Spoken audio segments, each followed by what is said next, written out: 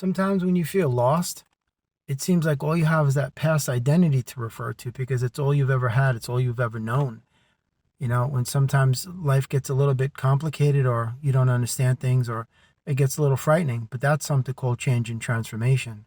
It happens to everybody, me too, because you're so acclimated to it being one way, you're so used to it being one way that it's all you've known. It's like being like a 3-year-old getting ripped from your house, away from your parents and your family.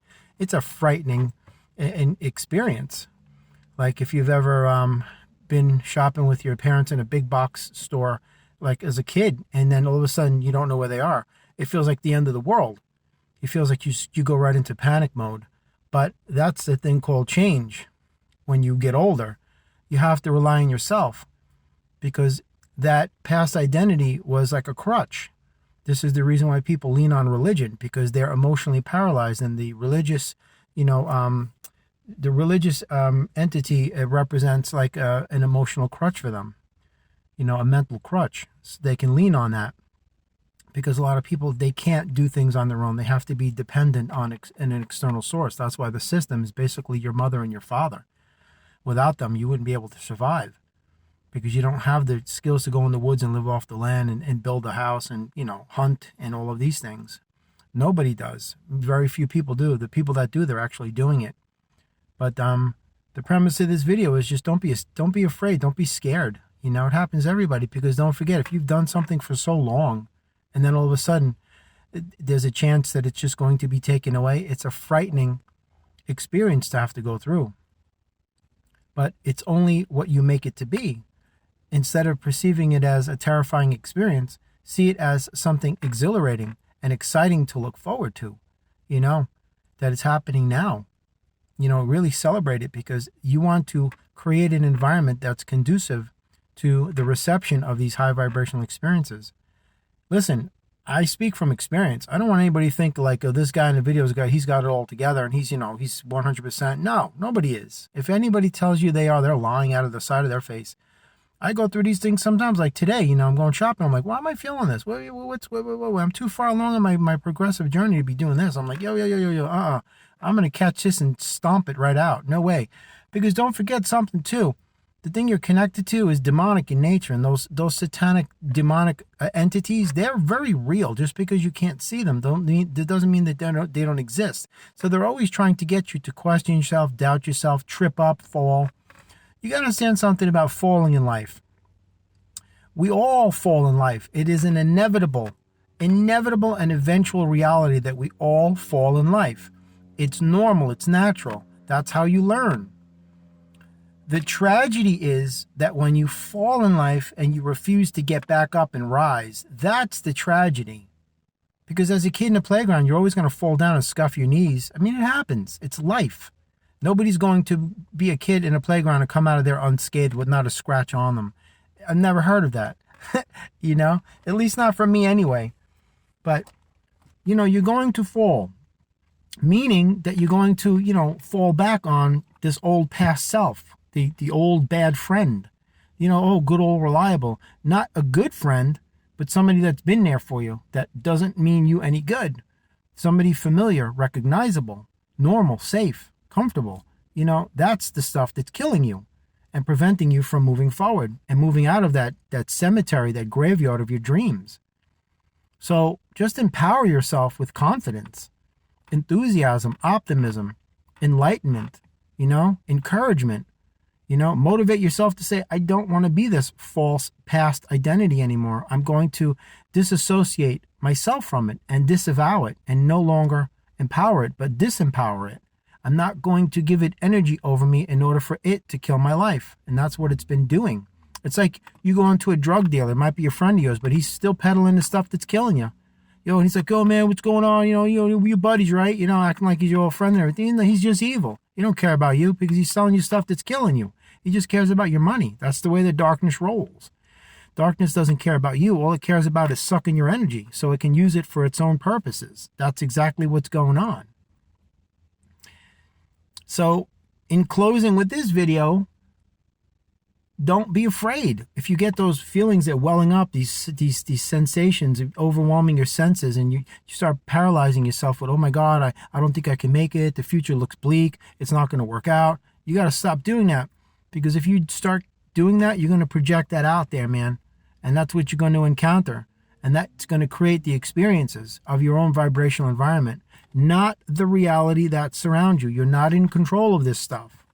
So don't think that you are in control of the sky and airports and buses and trains and people and all the people shopping and, you have nothing to do with any of that. Your environment is an enclosed environment in the sense that it's only relevant to you experiencing it. Other people's perceptions won't see what you're seeing. That's what I mean. Like, in other words, you are creating your own world that's like following you around like a little bubble. But you can operate inside everything else, because metaphysical energies don't operate like physical energies. In the physical, two objects cannot occupy the same space at the same time because of the density of their molecules, but the metaphysical energies don't work like that. That's why spirits can pass through what you perceive as solid object like walls and doors, because they don't operate in this low density. So your little vibrational environment that you create is like your little world. That allows you to see things the way you want, your perceptive lens, your understanding, how you interpret things. I've covered this before.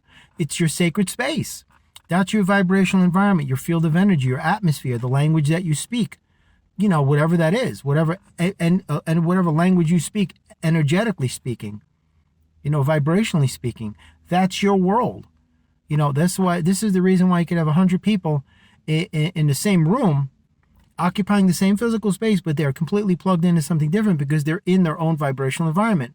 And those energies are superimposing over each other. But the caution is you have to be careful that they're not assimilating with each other's. Meaning, like, you're not absorbing somebody else's vibrational environment, because that can happen if you're not cautious and you're not aware.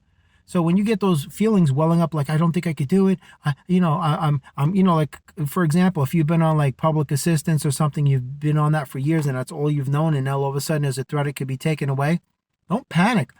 The universe is trying to offer you something better. The universe is saying, this is an old dead cadaver. It's got to go. We want you to have incredible stuff, but you got to be willing to release the past and everything associated with that old dead environment that you created long ago, that dead vibrational environment.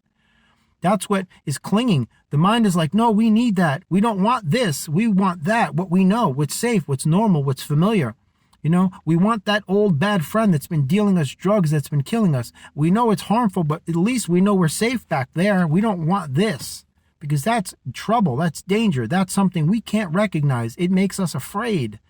And that's why people fear change. As silly as this may sound, that's exactly what happens. They fear the unknown because they've been programmed to be that way. That's why people always stay the same. That's why they are creatures of habit.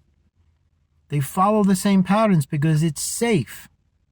But playing it safe isn't going to get you anywhere in life. Just like I say, you're not ever going to realize your dreams sitting at the end of a couch. You've got to do something. Get out, do something different. Venture outside that cemetery, that graveyard of your dreams called your comfort zone. Whenever you feel these things starting to well up, it's because that old vibrational environment is trying to grab you and pull you back in and pull you down. Come, don't go outside. Stay in the cult. Stay inside the terror dome. Stay here with us where it's dark, but it's familiar. It's treacherous and it's poisoning you, but still, you're safe here. No, you're not. You've never been safe there and you never will. It's time for you to grow up and stop being a child. Stop being afraid. Stop being dependent on others when you have to be dependent on yourself. That's where you get your liberation from. You have to heal to be free. In order to be free, you must be liberated. You have to be disconnected from any semblance of dependency upon any external source for any of your needs. You can supply them to yourself. Now, notwithstanding, of course, if you're quadriplegic or something like that, I'm not saying this video is for you. Of course, there are exceptions. If you are incapable of taking care of yourself and you need medical assistance, this video is not for you. I'm saying for the people who have their faculties, your arms and legs in full use of them is what I'm saying. And you're just paralyzing yourself in your mind by thinking that you can crack open the Bible and that will be the answer to all of your questions and this will magically make everything go away. I got news for you. It isn't the Bible that has power. It's your perception of the power that you believe that it carries is what carries the power. In other words, your belief that it's real is what is making it real. So you're actually your own Bible. If you can get your head around that, I can give you a car battery. And if you didn't know what it was, and I told you this is a mystical talisman, this is the most powerful element in all of the universe. All you have to do is believe that it can create things, and it will. And if you believe it, your mind will go to work. And I say mind because the physical mind does operate on that level too, because it's all connected while you occupy human form temporarily. But what actually is happening, the mind is utilizing the sacred space, the power of the soul, to get all of these things done. That's the real life force. This is kind of like an intermediary, you know, kind of like an arbitrary element that's connected to that higher, process. Like in other words, it's like a first year student of college going up to a professor that has had tenure there for 20 years and saying, listen, I need your help with something. Okay, you got it. And that professor has pull with that university and can get anything done. See what I'm saying? Same thing. So anyway, have a blessed day. Don't be afraid of change. It's beautiful. If the word scares you, change it to transformation, transition, renewal, expansion, growth, whatever, recalibration, realignment. Don't use the word change. Just say, new things are happening to me. Whatever makes you feel good inside, that's what's going to get you through. Anyway, peace, God bless, and amen. And I wish you the very best in your journey as always.